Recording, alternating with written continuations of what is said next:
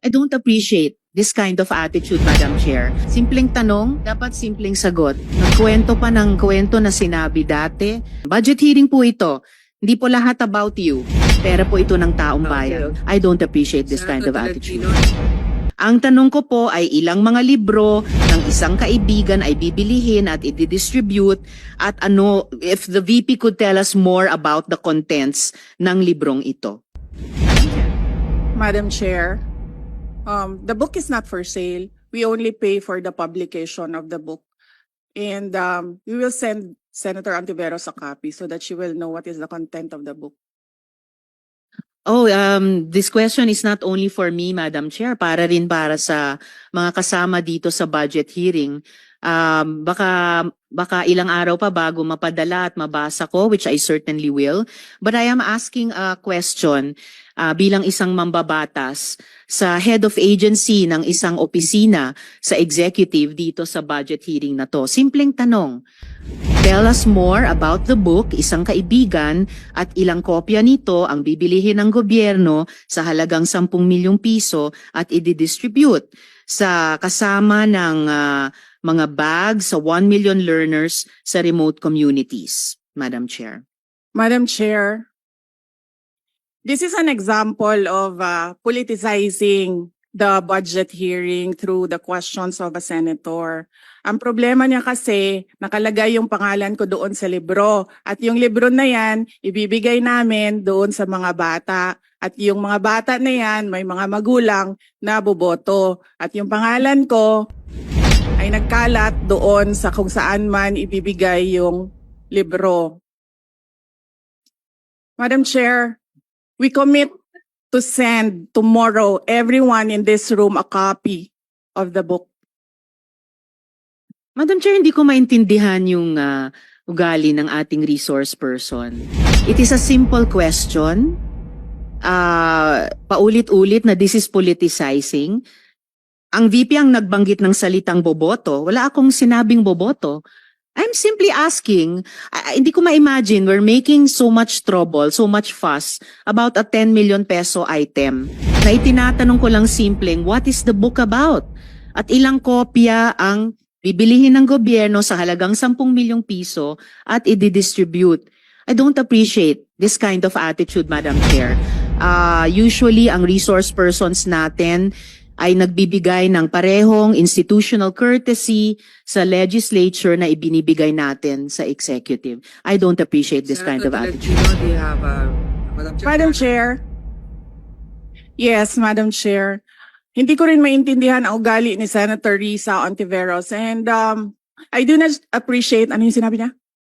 I do not appreciate this kind of behavior and attitude. Madam Chair, noong 2016, tumatakbo si Senator Risa Ontiveros na senator, nakailang talo na siya. So, Dalawa, Madam Chair. okay, dalawa. Natatakot siya sa pangatlong talo niya, kaya pumunta siya sa Davao. Humingi siya ng tulong. Tinulungan siya ng isang kagawad ng Davao na ngayon hindi na siya sinusuportahan.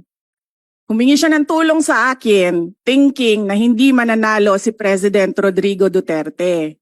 Kinausap niya ako ng kinausap doon sa law office ko sa Davao City.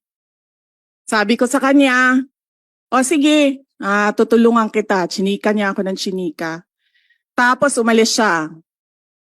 Siyempre, hindi naman siya tumutulong kay Pangulong Duterte. Hindi din totoo yung sinabi ko na tutulungan kita. Tinext niya ako. Pwede ba akong mag-follow up sa hinihingi kong tulong sa boto dyan sa Davao City? So sabi ko sa kanya, okay, sige. So, tinawagan ko at sinabihan ko at pinakiusapan ko ng pinakiusapan si former Congressman Milen Garcia. Sabi ko sa kanya, Kong, tulungan mo ito. Bigyan mo na lang ng ilang barangay mo at ilang mga leaders mo. Ayaw pa siya tulungan ni former Congressman Milen Garcia. Pinakiusapan ko ulit, Kong, please tulungan mo na lang. Nanalo na siya at nung nanalo siya, anong ginawa niya? Siya ang pinakaunang umatake kay President Rodrigo Duterte. Anong tawag sa ugaling ganito? with due respect to our resource persons and also our colleagues, I think this doesn't really. I understand there's history among all of us here, but I think that we should really stick to the budget, and I think this is just being very objective. I would like to ask also, since we're going to be furnished a copy tomorrow, we can look at it and evaluate what the content of the book is. But maybe just a general, we won't ask line by line, ano ba yung libro na yan? But tell me, is it for good manners and right conduct? That's fine. Is it science? Is it history? So maybe just a general one, so we can just answer it. Because I understand that every office will have its own advocacy and initiative. So, but then, I don't think it's also wrong for us to be curious what it is about. So just a general one. Any of the undersecretaries can tell me what the topic of the book is? Is it history? What is it?